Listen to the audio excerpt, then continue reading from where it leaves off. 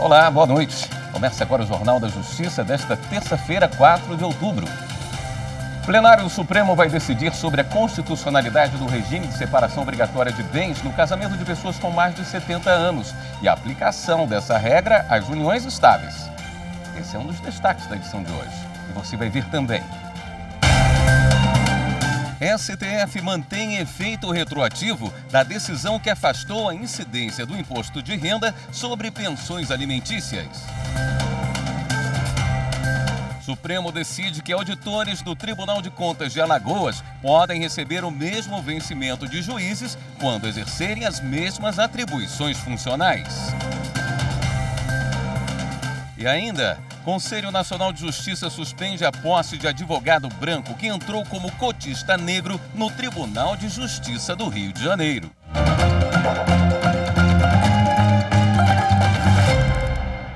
O Supremo Tribunal Federal vai julgar se mantém a obrigatoriedade do regime de separação total de bens no casamento de pessoas com mais de 70 anos e a aplicação dessa regra do Código Civil às uniões estáveis. O caso teve repercussão geral reconhecida pela Corte e, por isso, o que for decidido pelo STF será aplicado em processos semelhantes em todo o país. O caso envolve um inventário em que se discute o regime de bens a ser aplicado a uma união estável, que começou quando um dos cônjuges já tinha mais de 70 anos. Na primeira instância, a Justiça considerou aplicável o regime geral da comunhão parcial de bens e reconheceu o direito da companheira de participar da sucessão hereditária com os filhos do falecido. De acordo com o magistrado, a pessoa com 70 anos ou mais é plenamente capaz para o exercício de todos os atos da vida civil e para a livre disposição de seus bens. Mas o Tribunal de Justiça de São Paulo reformou a decisão, aplicando à união estável o regime de separação de bens. Para o TJ, a intenção da lei é proteger a pessoa idosa e herdeiros necessários de casamentos realizados por interesses econômico e patrimoniais. No STF, a mulher pede que seja reconhecida a inconstitucionalidade do dispositivo do Código Civil e aplicada à união estável o regime geral da comunhão parcial de bens. O relator, ministro Luiz Roberto Barroso, ao se manifestar pelo reconhecimento da repercussão geral do tema, ressaltou a relevância da matéria. De acordo com o ministro, do ponto de vista social, a definição do regime de bens produz impactos diretos na organização da vida da sociedade brasileira. Sob o aspecto jurídico, tem relação com a interpretação e o alcance de normas constitucionais, que asseguram especial proteção a pessoas idosas. E da ótica econômica, a tese a ser fixada afetará diretamente os regimes patrimonial e sucessório de maiores de 70 anos. No plenário virtual, a maioria dos ministros acompanhou o relator, reconhecendo a repercussão geral do recurso extraordinário. A data de julgamento do processo ainda não foi definida.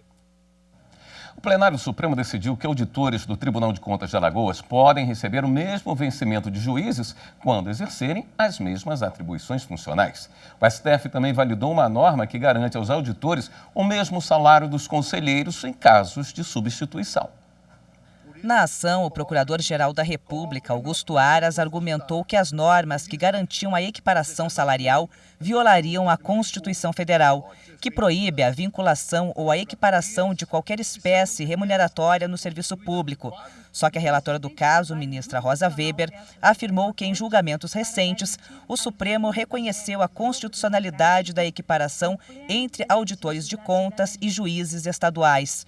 A ministra também avaliou que, nesse caso, não traduz espécie de equiparação remuneratória entre os auditores e os conselheiros do Tribunal de Contas Estadual.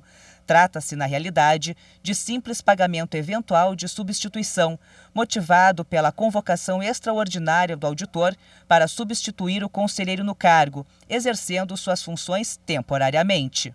De acordo com Rosa Weber, por força do princípio da isonomia, durante o período da substituição, o auditor terá direito às mesmas vantagens remuneratórias do titular, já que vai exercer as funções próprias do cargo de conselheiro. O Supremo Tribunal Federal manteve efeito retroativo da decisão que afastou a incidência do imposto de renda sobre pensões alimentícias. Todos os ministros da Corte entenderam que a tributação feria direitos fundamentais e atingia os interesses de pessoas vulneráveis. Em junho, em julgamento de ação sobre o tema, o plenário do Supremo Tribunal Federal entendeu que a tributação em pensões alimentícias desrespeitava direitos fundamentais e prejudicava as famílias mais vulneráveis. Em recurso apresentado à Corte, a União pedia que a decisão não tivesse efeito retroativo, para evitar pedidos de restituições de valores já arrecadados com a antiga regra. A Advocacia Geral da União alegava impacto de 6,5 bilhões de reais aos cofres do governo. No voto em que rejeitou o recurso, o relator do caso, o ministro Dias Toffoli, justificou que um dos fundamentos da pensão alimentícia é a dignidade da pessoa humana e um dos pressupostos para a concessão do benefício é a necessidade de quem a recebe. O ministro apontou ainda não haver motivos claros para modular os efeitos da decisão e que manter as normas sobre a cobrança do imposto de renda resultaria em dupla tributação camuflada. Na sessão plenária desta tarde, o Conselho Nacional de Justiça suspendeu a posse de um advogado branco que entrou em uma vaga de cotista negro no Tribunal de Justiça do Rio de Janeiro. A Associação Nacional da Advocacia Negra entrou com pedido de procedimento de controle administrativo porque um advogado, que é branco, foi aprovado em um concurso do Tribunal de Justiça do Rio de Janeiro para a vaga de juiz substituto. A vaga era destinada a negros ou pardos. A entidade alegou inobservância à resolução do CNJ, que prevê a reserva de vagas para cotistas. O caso, então, foi levado para análise do plenário do Conselho Nacional de Justiça, que, por maioria, aceitou o pedido da associação. O nosso candidato a magistrado, de fato, não integra um grupo que tenha o passível de sofrer essa discriminação que eu entendo que é visual, né? E, consequentemente, assim, excluí-lo, né, da política de cotas, da condição de beneficiário das políticas de cotas, não me parece que implique injustiça. Outro item analisado pelo plenário foi uma revisão disciplinar formulada por um juiz de direito do Tribunal de Justiça de São Paulo, questionando um processo administrativo disciplinar de 2017, que resultou como sanção administrativa a aposentadoria compulsória dele. O motivo do processo era a produtividade do magistrado, que seria abaixo do previsto. O CNJ, por unanimidade, negou o pedido do magistrado. Eu entendo que é proporcional à pena de aposentadoria compulsória. Eu entendo aqui que o autor da revisão disciplinar não se desincumbiu do ônus processual de desconstituir o acervo probatório, o que foi lá entendido pelo Tribunal de Justiça de São Paulo como devidamente comprovado e, portanto, o recurso não prospera quando fundado no inciso 1º do artigo 83, porque aqui não houve contrariedade à evidência dos autos, a prova é muito farta. Missões internacionais de observação fazem balanço preliminar do primeiro turno das eleições deste ano. Os detalhes no próximo bloco.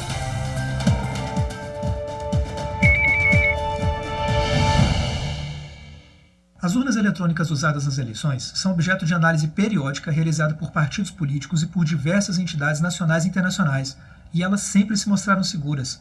O Brasil tem um sistema confiável de votação para a escolha de seus representantes políticos. E isso se deve, em grande parte, às urnas eletrônicas, que são confiáveis e que servem de modelo para o mundo.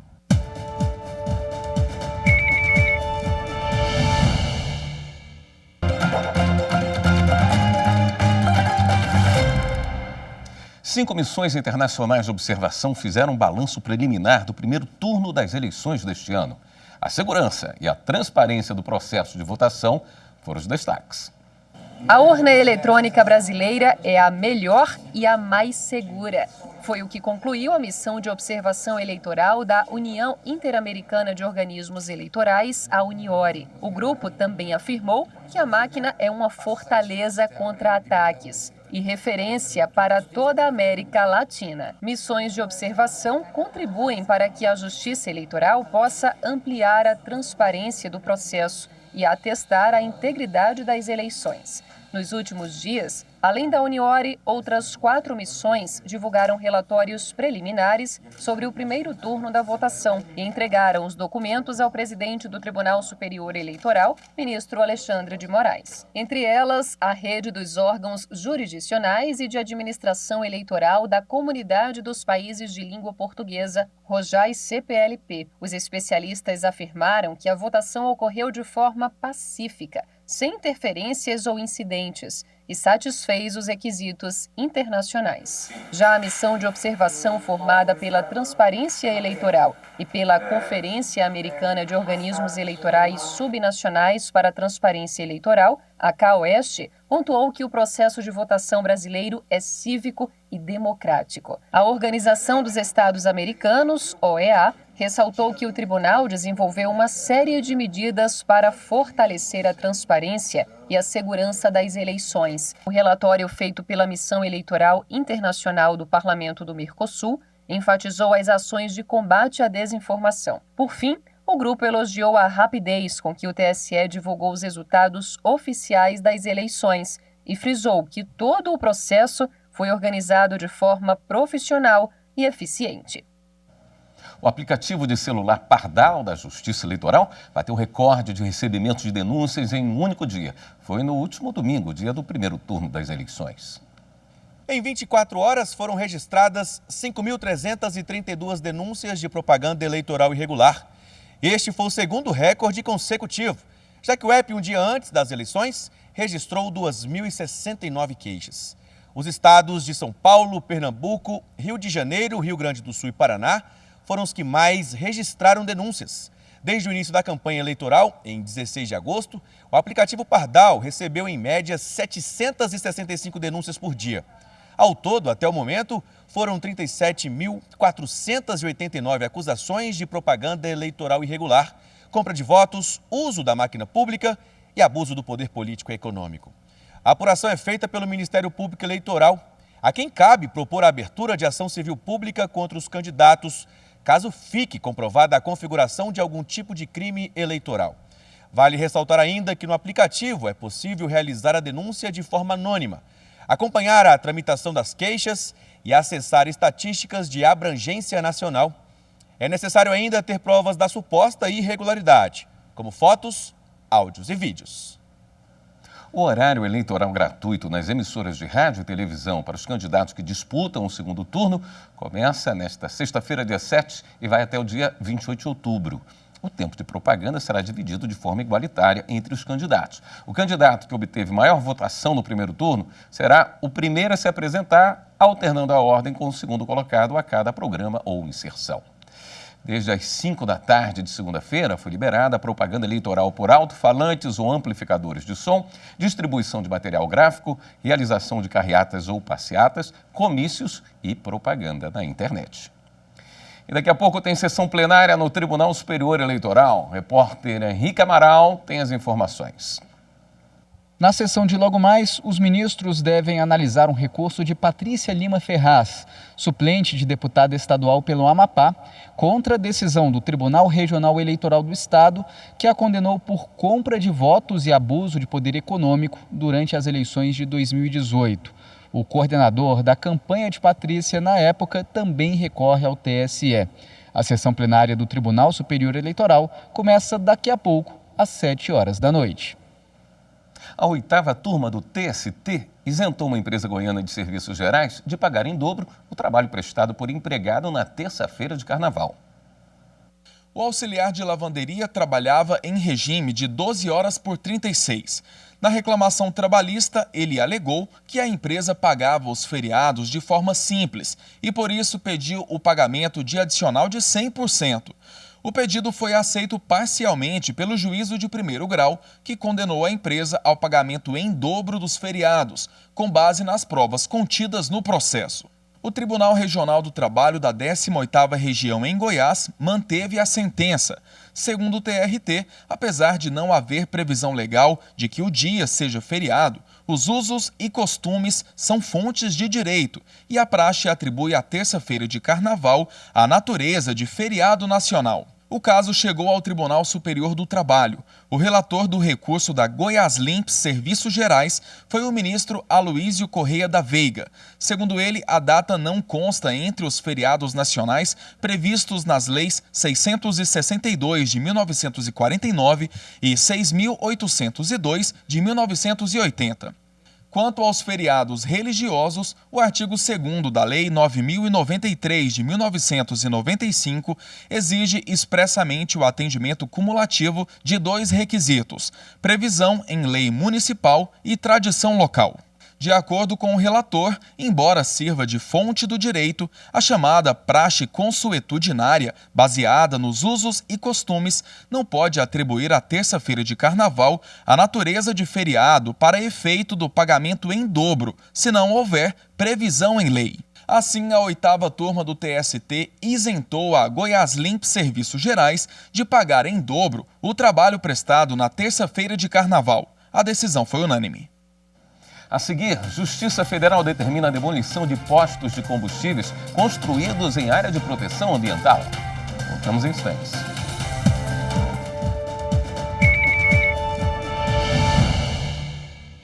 Poucos sistemas eleitorais em todo o mundo reúnem a confiabilidade do nosso, comandado pela Justiça Eleitoral, com extremo rigor e respeito às regras democráticas.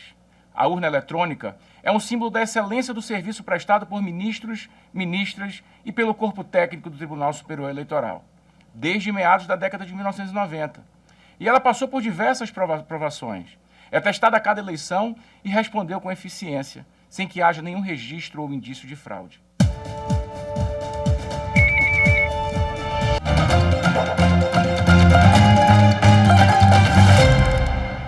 A Justiça Federal em Goiás determinou a demolição de 2 postos de combustíveis localizados em São Miguel do Araguaia. Eles foram construídos de forma irregular às margens do rio Araguaia, em área de proteção ambiental.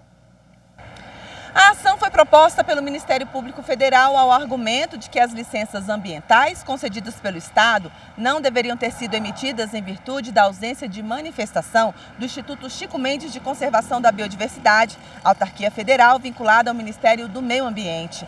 A ação também destaca que foram identificadas irregularidades após vistoria técnica feita nos locais, demonstrando que os danos causados sobre a área de proteção ambiental comprometem suas relevantes funções ambientais, como preservar os recursos hídricos, a paisagem, a estabilidade geológica, a biodiversidade, entre outros. Além da demolição das edificações na área de proteção, a Justiça Federal em Goiás determinou na sentença a retirada de quaisquer outras intervenções encontradas na área, inclusive os tanques de depósito de combustíveis instalados no subsolo. A 3ª turma do Superior Tribunal de Justiça reconheceu a aplicação da figura do consumidor por equiparação em caso de danos morais decorrentes de dano ambiental. O colegiado negou o provimento ao recurso especial no qual a empresa sustentou que o Código de Defesa do Consumidor não poderia ser aplicado. O caso teve início quando uma mulher ajuizou a ação contra a JBS Aves, requerendo indenização por danos morais por problemas de saúde causados por poluição sonora e atmosférica da atividade industrial na unidade de Passo Fundo, no Rio Grande do Sul. De acordo com o processo, a empresa produzia ruído intenso, emissão de fuligem, gases e odores fétidos, tendo ocorrido inclusive vazamento de amônia. No Tribunal de Justiça gaúcho, a autora afirmou ter sofrido intoxicação pela falta de oxigênio, fortes dores de cabeça, fadiga, ardência nos olhos, náusea, diarreia, vômito e mal-estar. A Corte de Origem concluiu que a mulher poderia ser equiparada à consumidora e aplicou ao caso as normas do Código de Defesa do Consumidor, inclusive a possibilidade de inversão do ônus da prova. No STJ, a relatora do recurso especial, ministra Nancy Andrighi, apontou que o tribunal, em vários precedentes, admitiu a figura do consumidor por equiparação em casos de dano ambiental. Destacou também que o acidente de consumo não decorre somente do dano causado pelo produto em si, podendo surgir do próprio processo produtivo. Em outro julgamento, a 3ª turma decidiu que a falta de provas em arrecadação de bens de herança jacentes deve ser resolvida pela Justiça. A herança jacente ocorre quando não há testamento nem herdeiros. Em Água Doce do Norte, Espírito Santo, o município apresentou requerimento de arrecadação de herança jacente contra o espólio de um cidadão. Em primeira instância, a petição inicial foi indeferida, pois houve o entendimento de que o município não comprovou a morte do autor da herança, nem a existência dos bens que fariam parte da herança. O Tribunal de Justiça do Espírito Santo confirmou a sentença. No STJ, o relator ministro Ricardo Vilas Boas Cueva afirmou que o juízo tem o dever-poder de diligenciar para tentar sanar eventual falta de prova inaugural e cooperar na priorização do julgamento de mérito. No caso julgado, o ministro observou que a extinção do processo foi prematura, principalmente diante das informações de que a prova da morte do autor da herança poderia ser extraída de execução fiscal prévia. Ele lembrou que, segundo a jurisprudência do STJ, é possível utilizar documentos de outros processos judiciais a título de prova emprestada, desde que respeitados o contraditório e a ampla defesa. Com isso, a terceira turma deu provimento ao recurso especial do município capixaba de Água Doce do Norte para cassar o acórdão do Tribunal Estadual e determinar o retorno do processo ao primeiro grau para a regular tramitação da herança jacente. Já a terceira sessão do Superior Tribunal de Justiça admitiu a remissão de pena para preso que não pôde estudar ou trabalhar no período da pandemia. Em sede de recurso especial repetitivo, a terceira sessão do STJ trouxe nova interpretação da Corte para o artigo 126 da Lei de Execução Penal, a LEP, nos casos envolvendo a hipótese excepcional da pandemia da Covid-19. A tese firmada pelo colegiado sob o tema 1120 diz o seguinte: nada obstante a interpretação restritiva que deve ser conferida ao artigo 126, parágrafo 4º da LEP, os princípios da individualização da pena, da dignidade da pessoa humana, da isonomia e da fraternidade, ao lado da teoria da derrotabilidade da norma e da situação excepcionalíssima da pandemia da Covid-19, impõe o cômputo do período de restrições sanitárias como de efetivo estudo ou trabalho em favor dos presos que já estavam trabalhando ou estudando e se viram impossibilitados de continuar seus afazeres unicamente em razão do estado pandêmico. Ao interpretar a norma, o STJ sempre entendeu que o fato de o Estado não proporcionar ao preso meios para trabalhar ou estudar não era motivo suficiente para reconhecer em favor do detento a remissão ficta da pena. O relator, ministro Ribeiro Dantas, propôs uma diferenciação entre essa hipótese, consagrada na jurisprudência, e os casos em que o Estado não pôde oferecer condições de trabalho ou estudo devido à crise sanitária. Para o ministro, negar aos presos que já trabalhavam ou estudavam antes da pandemia o direito de continuar a descontar a pena seria a medida injusta. Ribeiro Dantas observou que essa negativa equivaleria a querer que o legislador tivesse previsto a crise sanitária como forma de prosseguir com a remissão. Mas o relator ressaltou que é preciso analisar caso a caso. Assim, a terceira sessão concluiu que devem ser beneficiados somente presos que já trabalhavam ou estudavam no período anterior à pandemia. Esse precedente qualificado, firmado pelo colegiado, deve orientar os tribunais de todo o país na solução de casos idênticos. A primeira turma do STJ decidiu que a entidade filantrópica que atende idosos não precisa comprovar renda para o acesso à justiça gratuita. A primeira turma do STJ deu provimento ao recurso especial da Associação Mantenedora de um Hospital Municipal de Uberlândia, em Minas Gerais, que invocou o Estatuto da Pessoa Idosa para contestar decisão do Tribunal de Justiça do Estado, que indeferiu seu pedido de gratuidade em um processo. A entidade recorrente alegou que, por ser enquadrada na condição de associação filantrópica ou sem fins lucrativos que presta serviço a idosos, no caso de atendimento médico-hospitalar pelo Sistema Único de Saúde, teria direito ao benefício da justiça gratuita, com base na lei que dispõe sobre o Estatuto da Pessoa Idosa. O relator do caso no STJ, ministro Sérgio Cuquina, destacou que o Estatuto revela especial cuidado do legislador com a garantia da rigidez financeira das instituições que proporcionam atendimento a esse público.